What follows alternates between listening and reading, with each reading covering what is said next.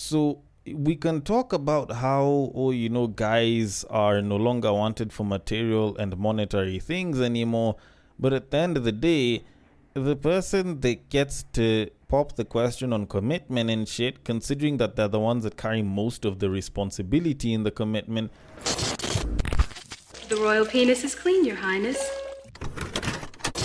Welcome to the Breakdown Podcast, where I talk about love, sex, and relationships from a guy's perspective, as well as a bunch of other guy shit. The man on the mic is a man who might find it hard to breathe if you've got that asthma.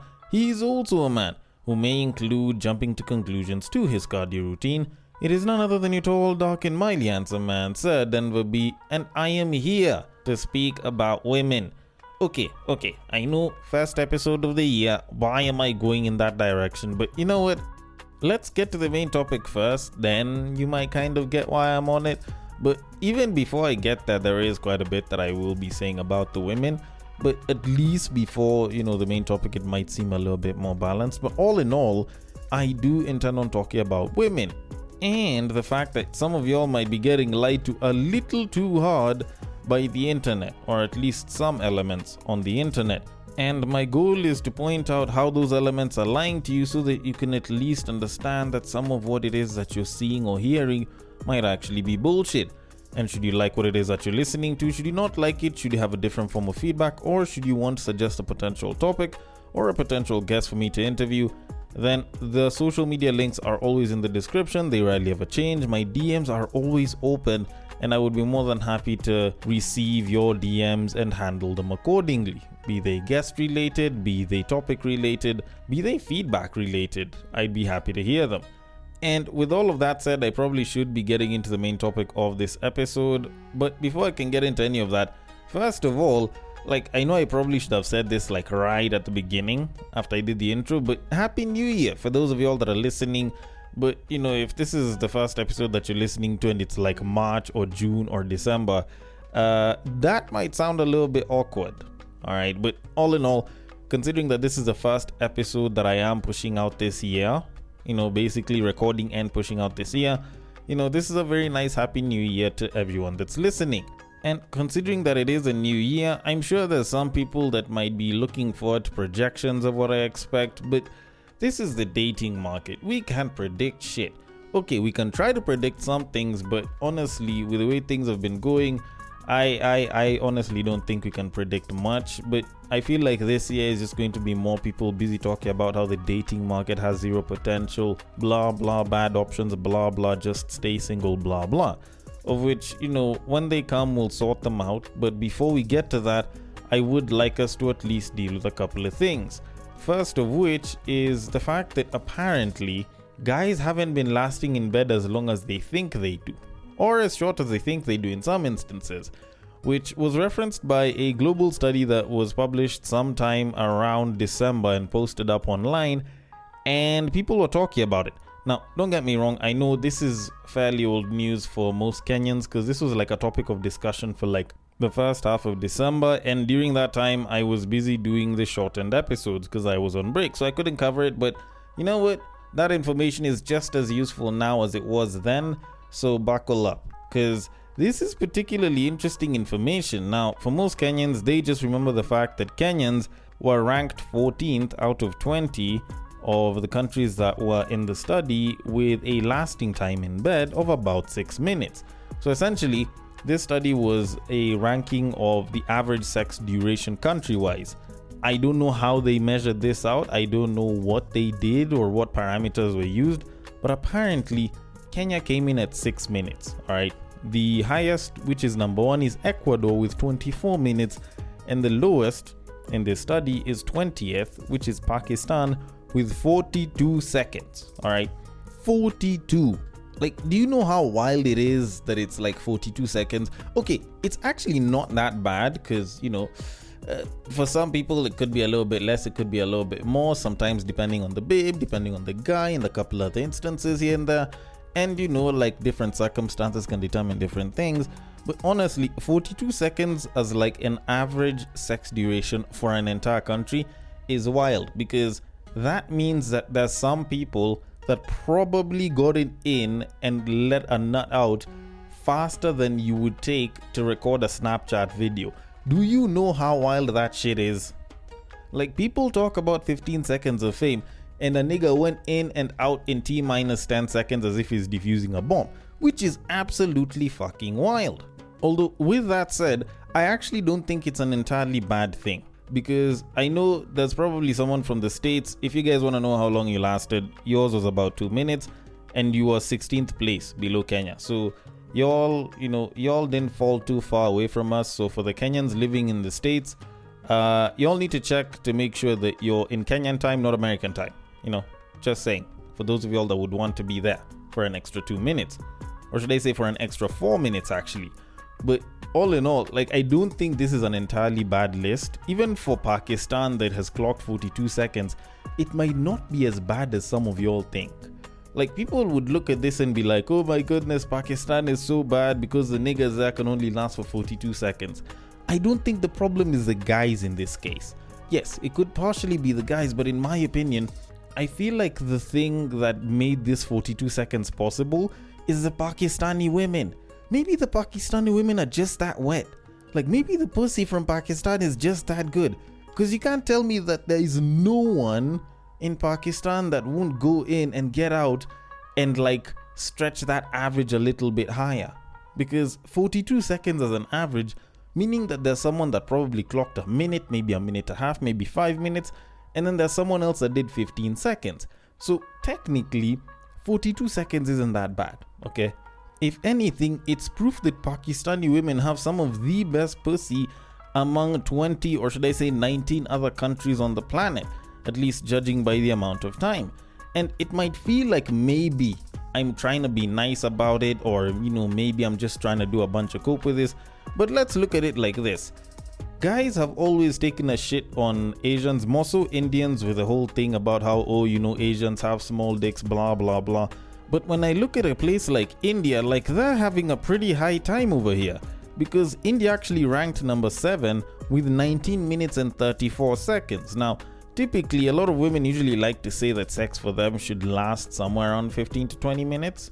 Although there's some that do ask for more, but standard time for a lot of women should be around about that time. So if anything, I feel like that's a pretty sufficient amount of time. Now, granted, it could mean that Indian pussy ain't that great, or Indian niggas just know how to last in bed a little bit longer. But considering that number 1 was Ecuador, number 2 was Cameroon with 23.5 minutes, 3 is Bolivia, 4 is Sudan with 22.9 minutes, Cuba comes at number 5, Honduras comes at number 6 with 21.5 minutes. Like, I feel like India isn't that far off, especially considering that they are doing better than Jamaica, who are considered to be like the guys that are all about the poom poom, who clocked in at 17 minutes. So either Jamaican pussy isn't all that great, or Jamaican niggas are just lasting long. Either way, they're being beaten out by India. But you look further down the list, and I kid you the hell not, at number 18 is China with a minute and 24 seconds. Now, personally speaking, I'm not gonna speak on whether Chinese pussy is good or bad, or whether Chinese guys just don't like lasting in bed. Personally, I feel like, considering the kind of labor these guys are put to, like, these guys just have to do it quickly then go back to work. Maybe that's just me, maybe I might be stretching it a little bit, but I feel like that's the most likely reason. Places like Turkey, a minute 54, that one could be pussy, and then they just go back and have a smoke and have some Turkish chai here and there. But all in all, I feel like this list is just one of those things where it's like, people would really, really like it for a laugh, and honestly, beyond that, it shouldn't be anything more than that. So if you're a Kenyan and you're looking at the 6 minutes and you're wondering how bad it is, honestly, don't think it's all that bad. There's China, there's Bangladesh, there's Turkey, there's the United States of America, who are basically the biggest guys when it comes to like sex related content, and these guys aren't lasting more than you do. So fine, maybe you'll take 5 minutes trying to turn her around so that you can hit it from the back, and then you're gone in 60 seconds. Fine, but at the end of the day, your average is 6 minutes. So if you're doing anything more than 6 minutes as a Kenyan, then you are an above average Kenyan, and you should be proud of yourself for it. If you're lasting less than 6 minutes, then you know very well the pussy is really just that good. But all in all, I feel like the biggest winners in this are the Americans, because when these guys are being rated at 2 minutes, all they have to do is just go above 2 minutes. Like, when you think about it, that's a little above the amount of time that it would take for a Super Bowl ad to run. So technically, if you could spend a minute 30 during the Super Bowl ad on foreplay and then 30 seconds to Mars that shit before the game continues, you might actually be able to get both pleasure from your babe and from the game. So in my opinion, I feel like this is probably very good information for Americans. And if they exceed 2 minutes, clearly they know that they last longer than the ads they produce. Anyways, with all of that said, I should probably leave it at that, not unless if I'm about to piss off any more people, and move it on to our main topic of this episode. Now, normally I don't have a problem with a lot of the content that panders to one side or the other as far as genders is concerned, and if anything, I feel like it's a psych booster if it's being done from a position of like comedy or just regular entertainment. But the moment someone who regards themselves as a dating coach decides to do the pandering, I start to have a bit of a problem because I feel like now that's just plain misleading people. Regardless of the gender, whether it's male, whether it's female, I'm not a fan of misleading the masses. But apparently, some people don't usually have a problem with that, and some of them have 739,000 followers to prove that their pandering actually does work. Now, the person that I'm speaking about is a man by the name of Cameron Rowe. Cameron with a K and 2 R's and Rowe with an E at the end, or Rao, I'm not entirely sure how his name is supposed to be pronounced, who just so happened to have released a clip, or at least a couple of clips, where the guy does pander to women. Now, this is someone whose profile states that he is saved by Jesus, your safe space, and a dating coach and a chef.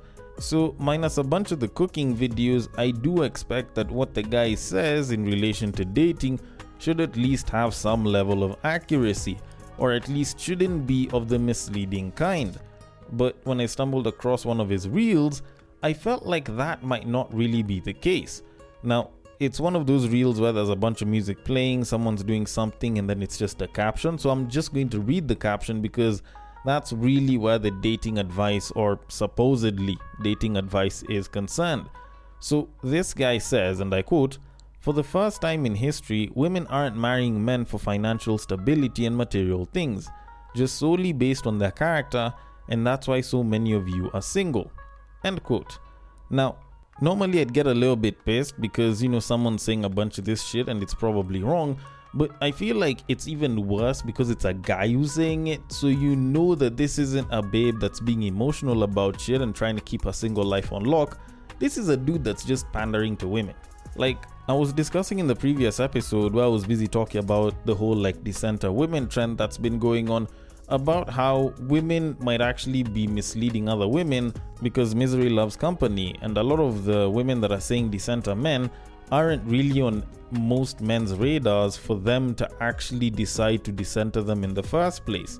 Now, I did get into a bunch of other details in that, which you can go and listen to in the previous episode, but all in all, the point is, when it's babes doing this for other babes and it's women telling other women this, you can kind of understand that there's some sort of, reasoning that goes behind this. But when a guy's doing this online, minus trying to get themselves a bunch of followers and shit, this shit just doesn't really make sense why you would want to do this as a dude.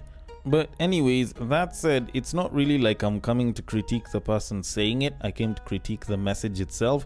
And I'm honestly going to try to not be harsh when I'm delivering all of this. But first of all, I don't know, this nigga is just wrong. This information is categorically wrong on so many levels. Just because women are making money doesn't mean that they don't want men who have money. This is some shit that is being peddled to people, and I just don't get how people aren't seeing through this bullshit. You can look at a bunch of the stuff that women say that they want in a guy out here in these streets, and usually money's on that list one way or another. It's not like it stopped being there. It's been there, but it's been packaged differently a couple of different times. So in as much as it might look like they don't want money, usually they do. It's just that they want a guy with money, but usually about the same level as them at least, but usually more. So this guy thinks that, what, because women are making money that they're not looking for guys with money? Like, you look at even like the past, not even the past 5 years, you can even go 15, 20 years, and women have been wanting guys who have money, even though over the past 20 years, women have been making more money than ever in history. You look at it, for the longest time, up until fairly recently, women were openly saying that they wanted a guy with money by trying to package it in the safest way possible and saying that they want a financially stable man. Like, even when I talk to women, like, the simplest description of the kind of guy that they want has been tall, dark, handsome, and financially stable. So, like, saying that they don't want a guy with money or that they're not looking at it is an absolute lie. Then a couple of years back, they decided to be a little bit more upfront about it, and they tried to package it in a fancy way by saying that they wanted either a high net worth individual or a high value man. So when it comes down to it, like, they were still saying that they want money, and even to this day, they're still saying that they want a guy who has money. It's just that they've packaged it in a new safe way by saying that they want a man who is a provider. So if anything, it's not like the whole desire for a man with money has changed. It's always been there. It's just that now they've increased the number of desires that come with that, and some of those desires require you to have money.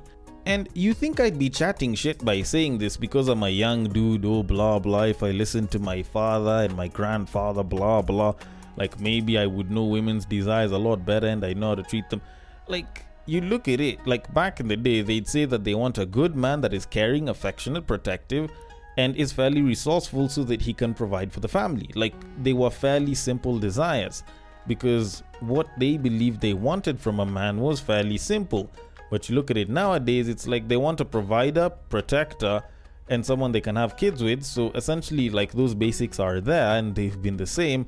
But now they'll say that they want a man that is thoughtful enough to do stuff for them, a man that will gift them, a man that will reassure them, a man that will, listen to them, and will be slow to respond and act whenever they have tantrums. And on top of all of that, they need to make sure that the guy is exciting both outside and in the bedroom. So at this point, they have increased the number of desires or what it is that they want from a man, and then you're saying that now we're supposed to meet all of them and be great at all of them, and you're telling me that the reason a lot of them are still single is because we are unable to match up? Like, yeah, you've increased the number of things you want, so some guys are gonna have to drop off at some point. And even for the guys that don't get to drop off, like, they still have to deal with the issue of red flags and icks. Like, are you telling me that this filter isn't going to remove the vast chunk of men at the end of the day? This shit is basically designed to get rid of as many men as possible. And then, even with that said, I feel like oftentimes people like to make it seem as though the reason why there's a lot of people who are single is because men are doing, below bare minimum. Men aren't men anymore. Men aren't doing what it is that their fathers and grandfathers used to do. Of which, my grandfather, I don't think dude was busy opening car doors for women. They didn't have car doors back then. But either way, we often forget that the choice of commitment usually falls on the man for the most part, as opposed to the women. So we can talk about how, guys are no longer wanted for material and monetary things anymore. But at the end of the day, the person that gets to pop the question on commitment and shit, considering that they're the ones that carry most of the responsibility in the commitment, is usually the guy. So is it that women are single because they're not looking for money and material things? Or is it because most guys have actually stopped trying to commit to women? Because way I see it, a lot of guys have been backing out of commitment and even the dating market as a whole. So this isn't even an issue where women aren't getting it or women are doing so much better so they require more from men. This is an instance where men just aren't committing to women. And I think that's something that needs to be brought up. There's a lot of guys that are shying away from commitment or just turning it away completely, and they have their reasons for it. Maybe just maybe, if we stopped focusing on the fact that women are starting to do better for themselves financially, and they might be living their best lives and they can get a plant as a pet or a dog or some shit, like at the end of the day, like men aren't doing as great, then maybe we might actually get to the root cause of why there's a lot of people who are single right now. It's not that the women are making more money, it's that a lot of the men just aren't committing. And yes, you can say that there's a lot of women that aren't committing because they don't find good men. And yes, maybe that's true, and they can choose to not commit. But at the end of it, even the ones that are open to commitment out here are still having trouble with getting guys to commit because a lot of the men just aren't committing anymore. The value that men used to see in commitment, or men would see in committing to a specific person, just doesn't seem as high for a lot of men, and they're just choosing to not commit entirely. So at the end of it, no matter how much money women make, and no matter how high or low their desires might be, if guys aren't choosing to commit out here, I think the problem is the guys and not for the reasons that you think. And maybe if we started paying a little bit more attention to that, then maybe, just maybe, we could end up finding a solution to this whole non-committal issue.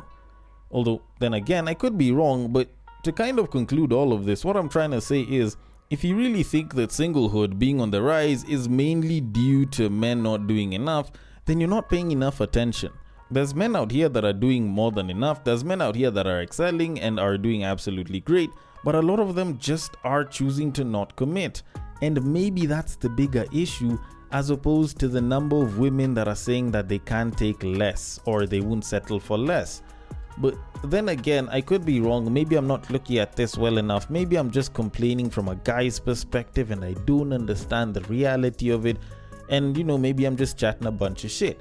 Either way, I want your thoughts on it.